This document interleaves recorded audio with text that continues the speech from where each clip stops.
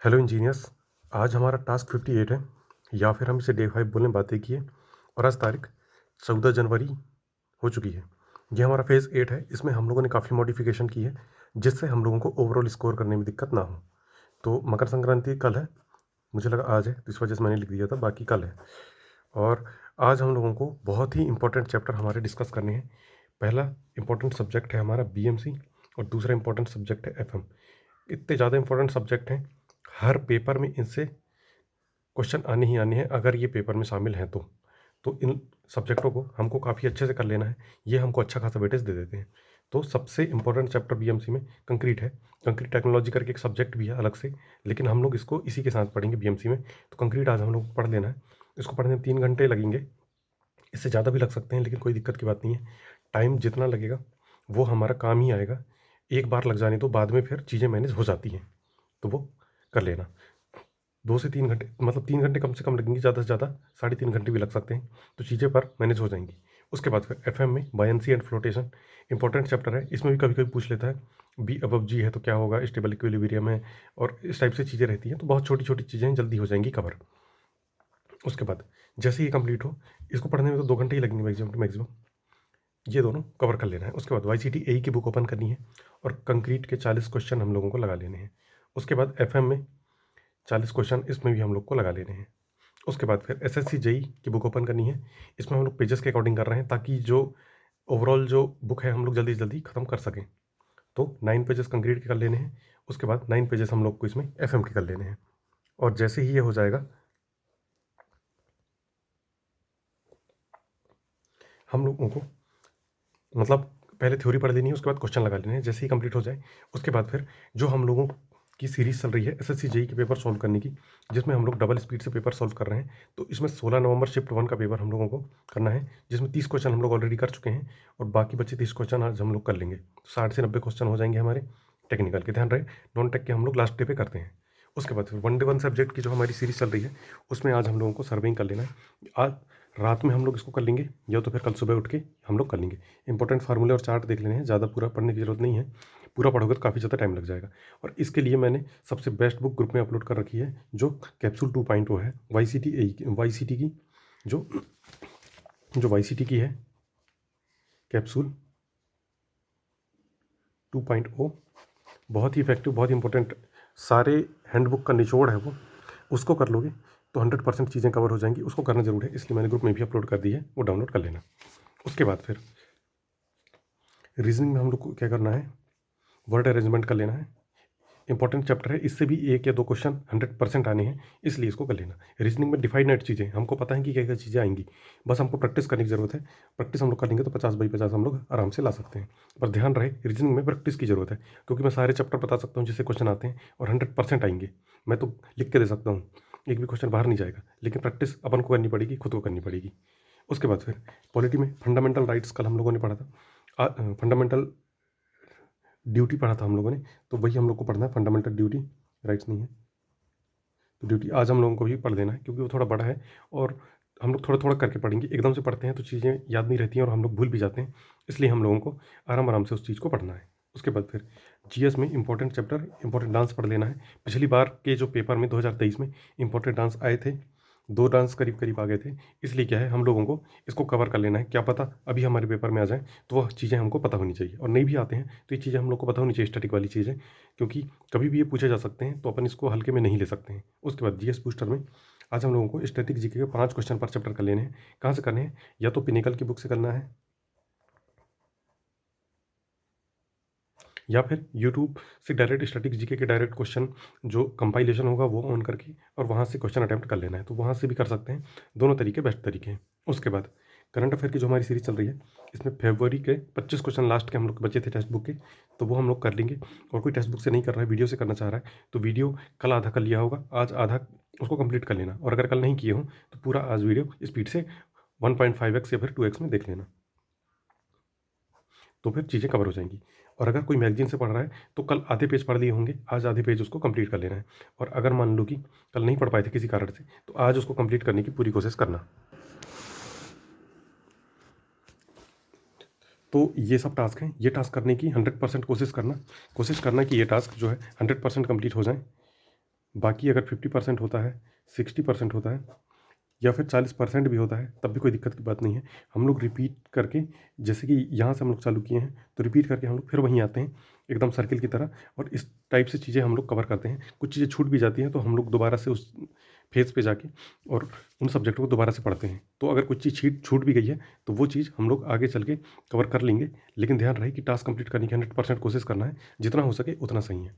तो अब क्वेरीज ले लेते हैं। सबसे पहली क्वेरी ये है, टास्क कुछ ज़्यादा हो रहे हैं तो ठीक है, अगले जो टास्क से मैं थोड़ा कम करने की कोशिश करूँगा, क्योंकि ओवरबर्डन ज़्यादा बन रहा है तो उस वजह से टास्क कंप्लीट नहीं हो पा रहे। टेक्निकल को हम लोग को थोड़ा ज़्यादा वेटेज देना चाहिए, बाकी हम दे नहीं पा रहे हैं क्योंकि नॉन टेक की चीज़ें कवर करनी है। और वो क्यों मैं बोल रहा हूँ, क्योंकि फरवरी में हम लोग नॉन टेक खत्म कर देंगे और उसके बाद हम लोग उसके बाद क्वेश्चन प्रैक्टिस करेंगे, इसलिए हम लोग नॉन टेक थोड़ा ज़्यादा कर रहे हैं। बाकी मैं टास्क कम करने की बिल्कुल 100% कोशिश करूँगा।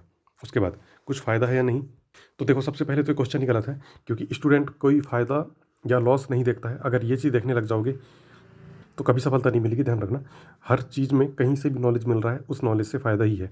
और जो चीज़ मैं बता रहा हूँ वो चीज़ तुमको कोई भी कोचिंग वाले या फिर जो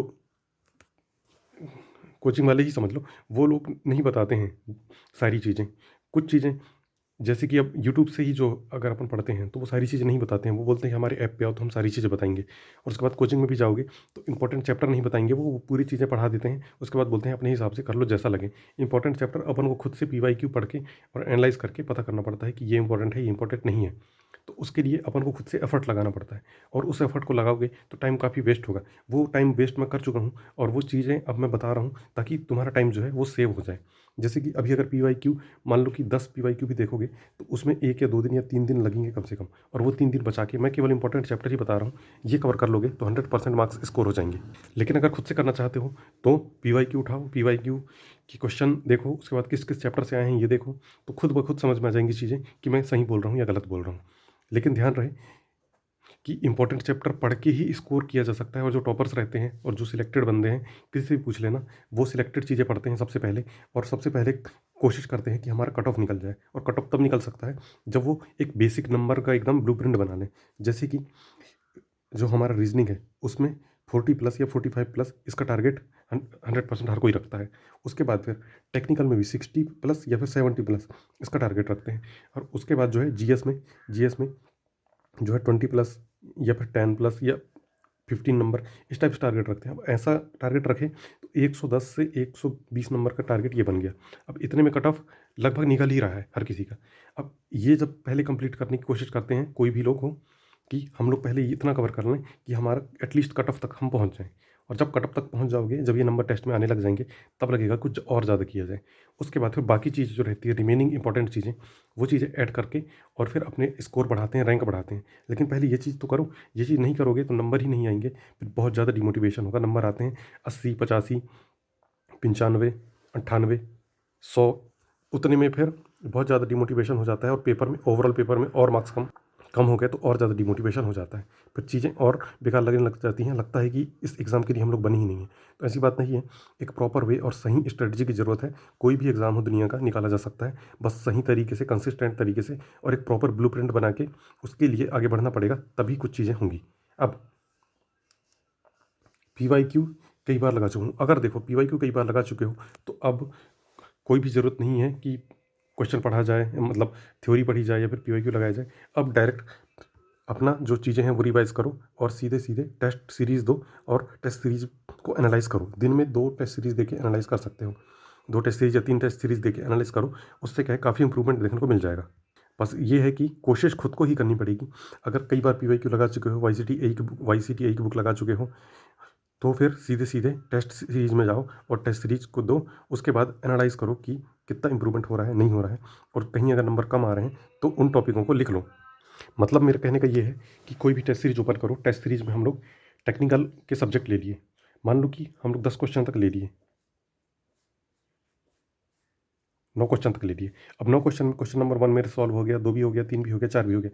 लेकिन पाँचों मुझे लगा कि अरे यार, ये तो कोई नया चैप्टर है जो मैंने पढ़ा नहीं है, या फिर इसके मेरे कंसेप्ट हमेशा गलत होते हैं।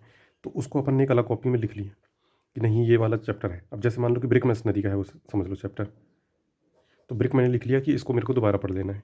उसके बाद 7वां मैंने देखा, 8वां मैंने देखा, 9 छठवां मैंने देखा, सातवां मैंने देखा, आठवां में जाके फिर अटक गया मैं। अब इसके बाद मुझे समझ में नहीं आया कि ये किस चीज़ का है।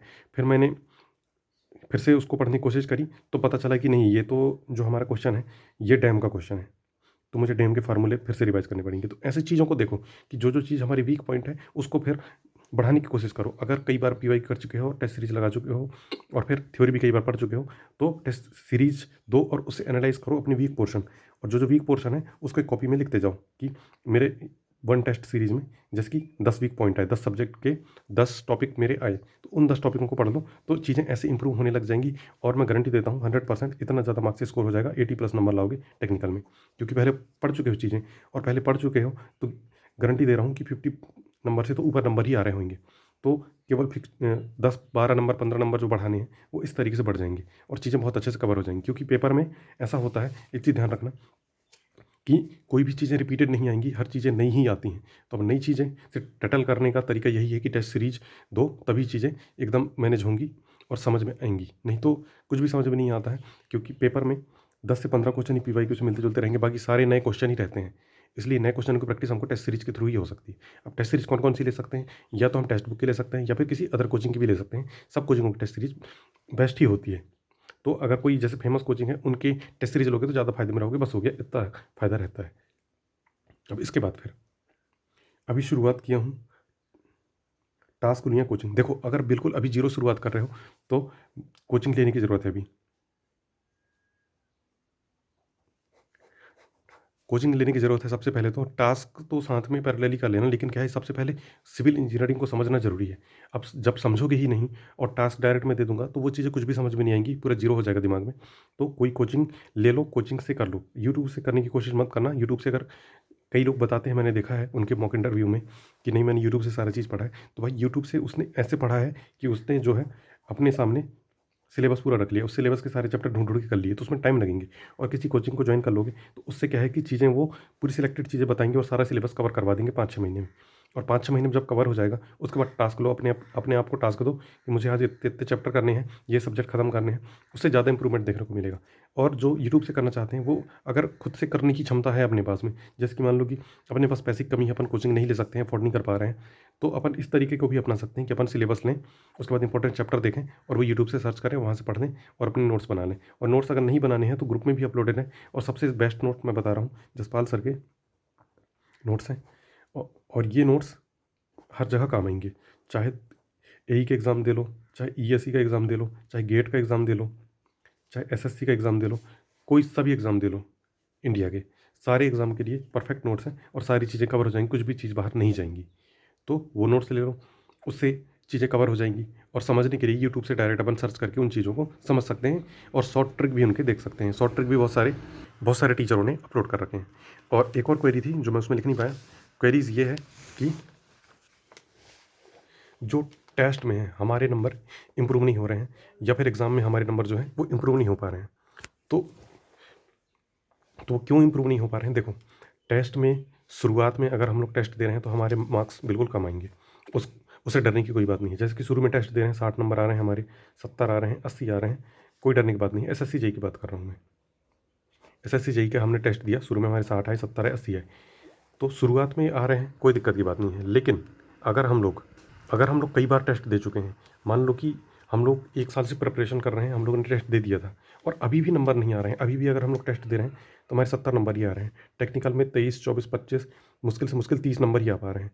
तो फिर हम लोग को इम्प्रूवमेंट करने की ज़रूरत है। और वो नंबर कम कैसे हो रहे हैं, उसके लिए मैंने 3 फैक्टर लिख रखे हैं, जो अच्छे समझना है हम लोग को। अब देखो, सबसे पहला फैक्टर है हमारा टाइम मैनेजमेंट। क्या हम टाइम मैनेज कर पा रहे हैं? पता चला कि हम लोग टाइम मैनेज ही नहीं कर पा रहे हैं। अब जैसे कि टेक्निकल को हम लोग को पर क्वेश्चन पर मिनट देने की ज़रूरत है, या फिर जैसे रिपीटेड क्वेश्चन है, उसको 1-2 सेकंड में पढ़ के ही हम लोग टिक कर सकते हैं, 3 सेकंड, 4 सेकंड में। लेकिन टाइम मैनेजमेंट बहुत ज़्यादा ज़रूरी है। अगर टाइम मैनेजमेंट ही नहीं हो पा रहा है, मान लो कि हम लोग हम लोग के पास 60 मिनट बच रहे हैं टेक्निकल को सॉल्व करने में। इसमें हम लोगों ने 40 क्वेश्चन ही सॉल्व किया। बाकी 60 क्वेश्चन हम लोग बहुत स्पीड में कर रहे हैं, हम लोग अच्छे से पढ़ ही नहीं रहे हैं, तो फिर वो उसमें नंबर बिल्कुल भी इंक्रीज़ नहीं होंगे। इसलिए टाइम मैनेजमेंट को लेके चलना है हमको, कि जल्दी से पढ़ के और फटाक से हमारा दिमाग उस आंसर को फाइंड कर सके। तो टाइम मैनेजमेंट सबसे ज़्यादा ज़रूरी है।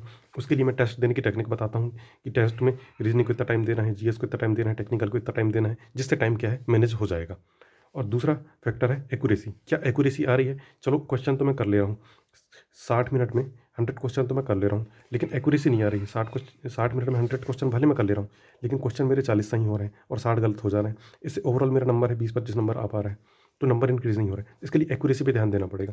अब एक्यूरेसी पे कैसे ध्यान देंगे? मुझे उस टेस्ट सीरीज़ का एनालाइज़ करना पड़ेगा बार-बार, कि जैसे मैंने एक बार टेस्ट सीरीज़ दिया, उसके बाद मेरे को एनालाइज़ करना पड़ेगा कि क्या मैं भूल गया? येस पढ़ना भूल गया कि नो पढ़ना भूल गया, कि इनकरेक्ट पढ़ना भूल गया कि करेक्ट पढ़ना भूल गया। अब वो चीज़ें क्या है कि हम लोग बार-बार टेस्ट एनालाइज़ करेंगे। हर टेस्ट को, जैसे 2 घंटे का टेस्ट है तो उसको 2 घंटे एनालाइज़ करना पड़ेगा, अगर किसी की एक्यूरेसी जैसे कम आ रही है। सारी चीज़ें पता है, टाइम मैनेज भी हो रहा है, उसके बाद भी नंबर नहीं आ रहे हैं, उसके बाद भी मेरे नंबर कम आ रहे हैं, तो 100% एक्यूरेसी की कमी है। तो एक्यूरेसी कैसे इंप्रूव होगी?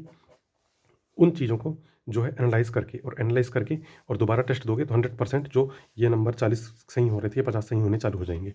एकदम से चीज़ें इम्प्रूवमेंट होते हुए नहीं दिखेगी, चीज़ें धीरे-धीरे ही इम्प्रूव होगी, पर इम्प्रूव ज़रूर होगी। उसके बाद थर्ड फैक्टर है पुअर प्रिपरेशन।